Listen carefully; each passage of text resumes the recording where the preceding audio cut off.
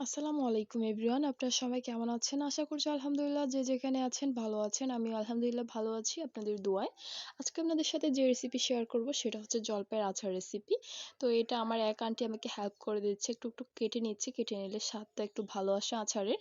আমার প্রায় কাজে আমার হেল্পিং হ্যান্ড করে দেয়। আজকে হচ্ছে আমার আন্টিটা আমাকে একটু হেল্প করে দিবে আরকি।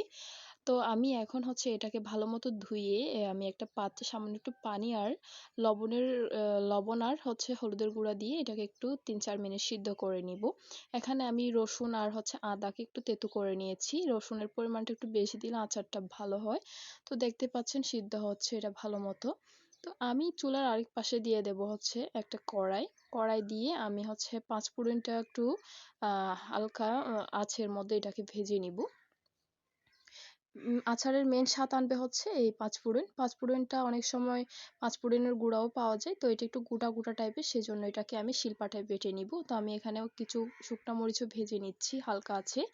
আপনারা চাইলে যে যেমন ঝাল খেতে পছন্দ করেন সে অনুযায়ী দিবেন। এটাকে একটু ভেঙে নিচ্ছি। জলপাইটা ভেঙে নিলে টেস্টটা ভালো আসে। এখানে আমি আরেক পাশে হচ্ছে চুলার পাত্র দিয়ে হচ্ছে আমি সরষের তেল দিয়ে দিয়েছি। এখানে গরম মসলা নিয়ে নিয়েছি। তারপর হচ্ছে আমার রসুন দিয়ে দিয়েছি, আদা দিয়ে দিয়েছি, চিনি দিয়ে দিয়েছি, স্বাদ অনুযায়ী লবণ দিয়ে দিয়েছি। তারপর হচ্ছে গরম মসলা দিয়ে দিয়েছি। সব ধরনের গরম মসলা আরকি। লং, এলাচ, দারুচিনি, তেজপাতা সবকিছু দিয়ে হচ্ছে আমি ভালো মতো একটু মিক্স করে নেব। তারপর হচ্ছে শুকনা মরিচ আর যে পাঁচফোড়নটা আমি শিলপাটায় বেটে নিয়েছি সেটাও দিয়ে দিচ্ছি। তারপর হচ্ছে এখানে আমি জলপাইটা ঢেলে দিচ্ছি। জলপাইটাকে একটু যদি ভেঙে নেন তাহলে খেতে অসম্ভব ভালো লাগে। তাই এটাকে আমি এভাবে ভেঙে নিয়েছি। তো চামচ দিয়ে আবারও ভেঙে নিচ্ছি। জলপাইয়ের সিজনে কে কে জলপাই আচার নিয়েছেন অবশ্যই কমেন্টে জানাবেন। তো আমি এটাকে ভালো মতো হচ্ছে একটু মিক্স করে নিব। আপনারা চাইলে গুড়ও ইউজ করতে পারেন। আমার হাতের কাছে গুড় ছিল না তাই আমি চিনি ইউজ করেছি। যেকোনো এক ধরনের একটা দিয়ে দিলে হয়ে যাবে। তো চিনিটাকে আপনারা ক্যারামেল টাইপের করে নিবেন তাহলে খেতে অসম্ভব ভালো লাগবে। তো দেখেন কত সুন্দর মাশাআল্লাহ কালার এসছে।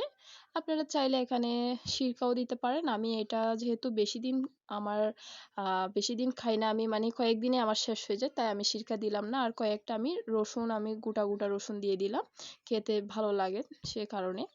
তো আপনারাও এভাবে টেস্ট করে দেখবেন, ট্রাই করে একবার হলেও দেখবেন। আপনাদের অবশ্যই ভালো লেগে থাকবে। আর যদি ভালো লাগে আমার ফেসবুক পেজটি ফলো করবেন, ইউটিউব চ্যানেলে একটি সাবস্ক্রাইব করে দিবেন। ভালো থাকবেন। আল্লাহ হাফিজ।